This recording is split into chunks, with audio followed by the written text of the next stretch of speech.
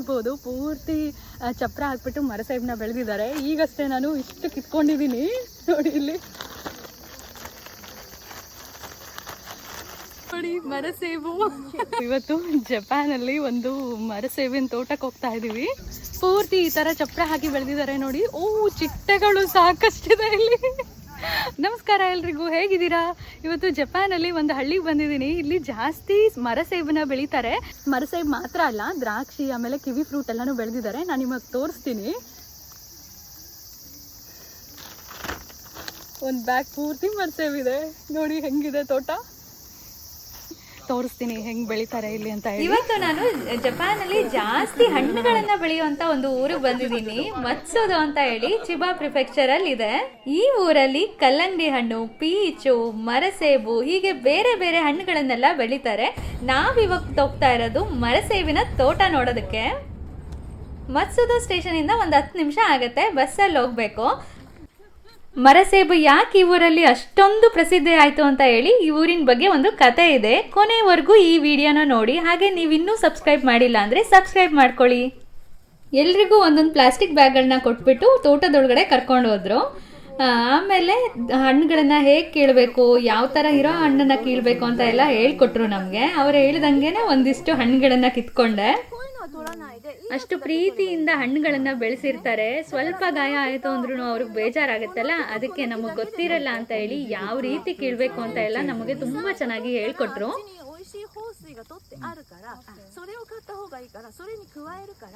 ಮರಸೇಬಿನ ತೋಟದ ಮಾಲೀಕರು. ಜಪಾನ್ನಲ್ಲಿ ಸಾಕಷ್ಟು ವಿಧದ ಮರಸೇಬಿನ ತಳಿಗಳಿದೆ. ಆದರೆ ವಿಶೇಷವಾಗಿರುವಂಥದ್ದು ಅಂದರೆ ತುಂಬ ರುಚಿಯಾಗಿರುವಂತಹ ಹಣ್ಣು ಇರುವಂಥದ್ದು ಈ ಮತ್ಸುದೋ ಎಂಬ ಊರಲ್ಲಿ. ಇಲ್ಲಿ 1888ರಲ್ಲಿ 13 ವರ್ಷದ ಹುಡುಗ ಈ ಒಂದು ತಳಿನ ಕಂಡಿಡ್ದಿದ್ದಂತೆ. ಇವ್ರ ಹೆಸರು ಕಕುನಸುಕೆ ಅಂತ ಹೇಳಿ. ಇವರು ಮರಸೇಬಿನ ಮರನ ತುಂಬಾ ಚೆನ್ನಾಗಿ ಆರೈಕೆ ಮಾಡ್ತಾ ಇದ್ರಂತೆ. ಈ 13 ವರ್ಷದ ಹುಡುಗನಿಗೆ ಕಸದ ಬುಟ್ಟಿನಲ್ಲಿ ಒಂದು ಬೀಜ ಸಿಕ್ಕಿತ್ತಂತೆ. ಆ ಬೀಜನ ತಗೊಂಡೋಗಿ ಹಾಕ್ಬಿಟ್ಟು ಸರಿಯಾಗಿ ಆರೈಕೆ ಮಾಡಿ ಸುಮಾರು 10 ವರ್ಷ ಆದ್ಮೇಲೆ ರುಚಿಯಾದ ಹಣ್ಣುಗಳು ಬಿಡೋಕ್ ಶುರುವಾಯ್ತಂತೆ. ನಂತರ ಜಪಾನಿನಾದ್ಯಂತ ಈ ಹಣ್ಣು ಫೇಮಸ್ ಆಯ್ತು. ಹಂಗಾಗಿ ಈ ಹಣ್ಣಿನ ಬೀಜಗಳನ್ನ ಎಲ್ಲಾ ಕಡೆನೂ ಬೆಳೆಸಿದ್ದಾರೆ. ಇಲ್ಲಿ ಪ್ರತಿಯೊಂದು ಹಣ್ಣಿಗೂ ಸಾಕಷ್ಟು ಬಿಸಿಲು ಮತ್ತೆ ಗಾಳಿ ಬರುವಂತ ಒಂದು ವ್ಯವಸ್ಥೆನ ಮಾಡಿದ್ದಾರೆ. ಇಲ್ಲಿ ಬೇರೆ ಬೇರೆ ಹಣ್ಣುಗಳನ್ನು ಬೆಳೆದಿದ್ದಾರೆ. ಇದು ದ್ರಾಕ್ಷಿ ಮತ್ತೆ ಕಿವಿ ಫ್ರೂಟ್ ಕೂಡ ಬೆಳೆದಿದ್ದಾರೆ. ನಾನು ದ್ರಾಕ್ಷಿನ ಮಾತ್ರ ಈ ತರ ಚಪ್ರ ಹಾಕ್ಬಿಟ್ಟು ಬೆಳೆಯೋದನ್ನ ನೋಡಿದ್ದೆ. ಜಪಾನಲ್ಲಿ ಸಾಕಷ್ಟು ತರಕಾರಿ ಮತ್ತೆ ಹಣ್ಣುಗಳನ್ನೆಲ್ಲ ಇದೇ ತರ ಬೆಳೀತಾರೆ. ಇದಕ್ಕೆ ಟ್ರೆಲಿಸ್ ಸಿಸ್ಟಮ್ ಅಂತ ಕರೀತಾರೆ. ಅಂದ್ರೆ ಚಪ್ರ ಅಥವಾ ಹಂದರ ಹಾಕ್ಬಿಟ್ಟು ಬೆಳೆಗಳನ್ನ ಬೆಳೆಯುವಂತ ಪದ್ಧತಿ. 3-4 ವೆರೈಟಿ ಮರಸೇಬನ್ನ ಬೆಳೆದಿದ್ದಾರೆ. ಅದ್ರ ಜೊತೆಗೆ ದ್ರಾಕ್ಷಿ ಮತ್ತೆ ಕಿವಿ ಫ್ರೂಟು ಇತ್ತು. ಜಪಾನಿನ ರೈತರು ಹಣ್ಣು ಮತ್ತೆ ತರಕಾರಿಗಳನ್ನ ಬೆಳೆಸುವಂತ ವಿಧಾನ ನೋಡಿದ್ರೆ ನಿಜವಾಗ್ಲೂ ಖುಷಿ ಆಗುತ್ತೆ. ಇದರಿಂದಾನೇ ಅವರು ಲಾಭ ಕೂಡ ಪಡಿತಾ ಇದ್ದಾರೆ. ಜಾಸ್ತಿ ರಂಬೆಗಳಿದ್ರೆ ಹಣ್ಣಿನ ಕ್ವಾಲಿಟಿ ಕಡಿಮೆ ಆಗತ್ತಂತೆ. ಅದಕ್ಕೆ ಅಂತ ಅವಾಗವಾಗ ಪ್ರೂನಿಂಗ್ ಮಾಡ್ತಾರೆ, ಅಂದ್ರೆ ಮರನ ಸವರೋದು ಅಂತ ಹೇಳಿ. ಆಗಸ್ಟ್ ಇಂದ ಅಕ್ಟೋಬರ್ ವರೆಗೂ ಮರಸೇಬಿನ ಸೀಸನ್. ಎಷ್ಟೊಂದು ಮರಸೇಬ್ ಬಿಟ್ಟಿದೆ. ಈ ತೋಟ ನೋಡಕ್ ಒಳ್ಳೆ ಗಾರ್ಡನ್ ತರ ಇದೆ. ಅಷ್ಟು ಚೆನ್ನಾಗಿ ಮೇಂಟೈನ್ ಮಾಡಿದ್ದಾರೆ. ಇಲ್ಲಿ 3 ವೆರೈಟಿ ಪೇರ್ನ ಬೆಳೆದಿದ್ರು. ಈ ತರ ಹಳದಿ ಬಣ್ಣ ಬಂದಿತ್ತು ಅಂದ್ರೆ ಪೂರ್ತಿ ಹಣ್ಣಾಗಿರತ್ತೆ ಅಂತ ಹೇಳಿ. ಮರಸೇಬಿಗೆ ಬಿಸಿಲು ಜಾಸ್ತಿ ಇತ್ತು ಅಂದ್ರೆ ತುಂಬಾ ಚೆನ್ನಾಗಿ ಬರುತ್ತಂತೆ. ಅದಕ್ಕೆ ಅಂತಾನೆ ಈ ಒಂದು ಸಿಸ್ಟಮ್ ನ ಮಾಡಿದ್ದಾರೆ. ಈ ಮೆಟಲ್ ಕಂಬಗಳನ್ನ ಮರಕ್ಕೆ ಸಪೋರ್ಟ್ ಮಾಡಿದ್ದಾರೆ. ವೈರ್ಗಳನ್ನು ಉಪಯೋಗಿಸ್ಕೊಂಡು ಚಪ್ರ ಥರ ಮಾಡಿರೋದ್ರಿಂದ ಅದ್ರ ಮೇಲೆ ಹಣ್ಣುಗಳು ಬಿಡುತ್ತೆ. ಇದರಿಂದ ಹಣ್ಣುಗಳಿಗೆ ಪೂರ್ತಿಯಾಗಿ ಬಿಸಿಲು ಮತ್ತು ಗಾಳಿ ಎರಡೂ ಸಿಗೋದ್ರಿಂದ ಒಳ್ಳೆ ಗುಣಮಟ್ಟದ ಹಣ್ಣುಗಳು ಬಿಡುತ್ತೆ. ಮರಗಳನ್ನೆಲ್ಲ ಈ ಥರ ಅಗಲವಾಗಿ ಬೆಳೆಸಿದ್ದಾರೆ. ಕೆಲವೊಂದು ಹಣ್ಣುಗಳನ್ನು ನೋಡ್ತಾ ಇದ್ರೆ ಯಾವ ಹಣ್ಣು ಯಾವ ಮರದು ಅಂತಲೇ ಗೊತ್ತಾಗ್ತಿರ್ಲಿಲ್ಲ. ಎಲ್ಲ ಒಂದೇ ಥರ ಕಾಣಿಸ್ತಾ ಇತ್ತು. ಪ್ರತಿ ತಿಂಗಳು ಈ ಥರ ಇವೆಂಟ್ಗಳಿಗೆ ಕರೀತಾ ಇರ್ತಾರೆ. ಜಪಾನಿನ ಕಲ್ಚರ್ನ ತಿಳ್ಕೊಳ್ಳೋದಕ್ಕೆ ಒಂದು ಒಳ್ಳೆ ಅವಕಾಶ ಸಿಕ್ಕಿದೆ ಅನ್ನೋದೇ ಒಂದು ಖುಷಿ. ಜಪಾನಲ್ಲಿ ಯಾಕೆ ಹಣ್ಣುಗಳು ಅಷ್ಟೊಂದು ದುಬಾರಿ ಅಂತ ಹೇಳಿ ಈ ತೋಟ ನೋಡ್ತಾ ಇರುವಾಗಲೇ ಗೊತ್ತಾಗ್ತಾ ಇದೆ. ಇವರು ಇಷ್ಟು ಚೆನ್ನಾಗಿ ಕೇರ್ ತಗೊಂಡು ಹಣ್ಣುಗಳನ್ನು ಬೆಳೆಸ್ತಾರೆ. ಹಾಗಾಗಿ ಎಲ್ಲ ಹಣ್ಣುಗಳು ತುಂಬ ಕ್ವಾಲಿಟಿ ಇರುವಂಥದ್ದು ಬರುತ್ತೆ. ಹಾಗೆ ಹೆಚ್ಚಿನ ಬೆಲೆಗೆ ಮಾರಾಟ ಆಗುತ್ತೆ. ಈ ಊರೇ ಇಷ್ಟೊಂದು ಚೆನ್ನಾಗಿದೆ. ಈ ಥರ ಚಪ್ರ ಅಥವಾ ಹಂದರ ಹಾಕಿ ಹಣ್ಣುಗಳನ್ನು ಬೆಳೆಯೋದ್ರಿಂದ ಸಾಕಷ್ಟು ಅನುಕೂಲಗಳಿದೆ ಅಂತ ಹೇಳಿದ್ರು.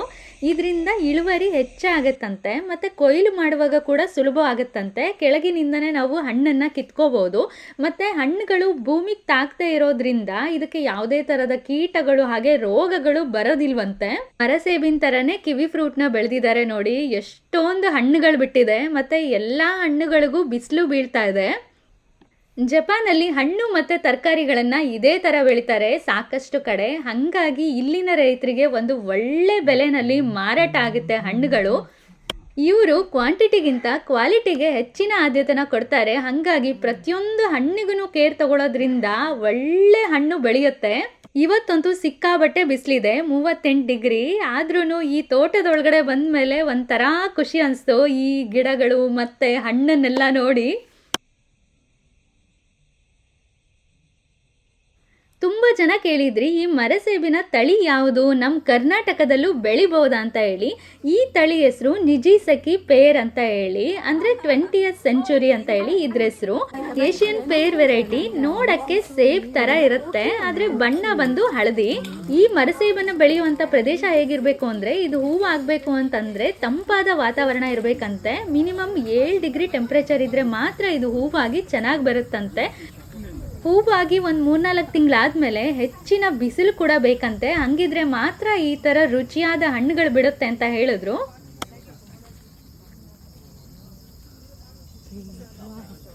ಈ ನಿಜಿಸೆಕಿ ಪೇರ್ನ ಜಪಾನಲ್ಲಿ ಜಾಸ್ತಿ ಬೆಳೆಯೋದು ಅಂತಂದರೆ ತೊತ್ತೋರಿ ಪ್ರಿಫೆಕ್ಚರಲ್ಲಿ.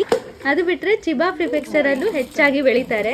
ನಾನು ಟ್ರೈನಲ್ಲಿ ಬರುವಾಗ ಸಾಕಷ್ಟು ಜನ ಈ ಮರಸೇಬನ್ನ ಇಟ್ಕೊಂಡು ಹೋಗ್ತಾ ಇದ್ರು. ಅವಾಗ ಅನ್ನಿಸ್ತು ನಾನು ಇವತ್ತು ಮರಸೇಬಿನ ತೋಟಕ್ಕೆ ಹೋಗ್ತಾ ಇದ್ದೀನಿ ಅಂತ ಹೇಳಿ.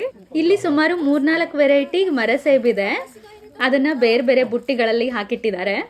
ನಾನು ಒಂದಿಷ್ಟು ಹಣ್ಣನ್ನ ಕೊಂಡ್ಕೊಂಡೆ. 1 kgಗೆ 600 ರೂಪಾಯಿ ಇತ್ತು. ಹಣ್ಣಿನ ಸಿಪ್ಪೆ ತೆಗೆಯೋದಕ್ಕೆ ಅಂತ ಹೇಳಿ ಒಂದು ಆಟೋಮೆಟಿಕ್ ಮಷೀನ್ನ ಕೂಡ ಕೊಟ್ಟಿದ್ದಾರೆ. ಈ ತೋಟದ ಮಾಲೀಕರು ಒಂದು ಬುಟ್ಟಿ ಪೂರ್ತಿ ಹಣ್ಣು ತಗೊಬಂದು ಅದ್ರ ಜೊತೆ 1-2 ಪ್ಲೇಟ್ಗಳು ಎಲ್ಲ ಕೊಟ್ಬಿಟ್ಟು ಆರಾಮಾಗಿ ಹಣ್ಣು ತಿನ್ಕೊಂಡು ಹೋಗಿ ಅಂತ ಕೊಟ್ಟರು. ಎಲ್ಲರೂ ಕುತ್ಕೊಂಡು ಹಣ್ಣು ತಿಂತಾ ಇದೀವಿ. ಈ ಮಷೀನ್ನ ನೋಡಿ ನನಗೆ ಮಾತ್ರ ಹೊಸದು ಅಂತ ಅನ್ಕೊಂಡೆ. ಇಲ್ಲಿ ಬಂದವರು ಕೂಡ ತುಂಬಾ ಖುಷಿ ಪಡ್ತಾ ಇದ್ರು ಇದನ್ನ ನೋಡಿ. ಹಣ್ಣಂತೂ ಸಿಕ್ಕಾಬಟ್ಟೆ ರುಚಿಯಾಗಿತ್ತು, ಜ್ಯೂಸಿಯಾಗಿ, ಸ್ವಲ್ಪನೂ ಹುಳಿಗಿರ್ಲಿಲ್ಲ. ಯಾವುದೇ ಹಣ್ಣಾದ್ರೂ ಫ್ರೆಶ್ ಆಗಿ ತಿಂದ್ರೆ ಎಷ್ಟು ರುಚಿ ಇರುತ್ತೆ ಅಲ್ವಾ. ಈ ಆಟೋಮೆಟಿಕ್ ಪೀಲಿಂಗ್ ಮಷೀನ್ ನೋಡಿ ಎಲ್ಲರೂ ಆಶ್ಚರ್ಯ ಪಡ್ತಾ ಇದ್ರು. ಹಂಗೆ ಇದು ಹೇಗೆ ವರ್ಕ್ ಆಗತ್ತೆ ಅಂತ ಕೂಡ ಎಲ್ಲರೂ ಟಚ್ ಮಾಡ್ತಾ ಇದ್ದಾರೆ. ಸಖತ್ ರುಚಿಯಾಗಿದೆ. ಇಲ್ಲಿ ನೋಡಿ ಅಜ್ಜಿರು ಮಧ್ಯದಲ್ಲಿ ಕೂತ್ಕೊಂಡು ಎಲ್ರಿಗೂ ಹಣ್ಣನ್ನ ಕಟ್ ಮಾಡಿ ಕೊಡ್ತಾ ಇದ್ದಾರೆ. ಇದನ್ನ ನೋಡಿದ್ರೆ ನಮ್ಮನೇಲೂ ನಮ್ಮ ಅಜ್ಜಿ ಬುತ್ತಿ ಅಥವಾ ಹಣ್ಣನ್ನು ಕೊಡುವಾಗ ನಾವೆಲ್ಲ ಸುತ್ತ ಕೂತ್ಕೊಂಡು ತಿಂತಿದ್ವಿ.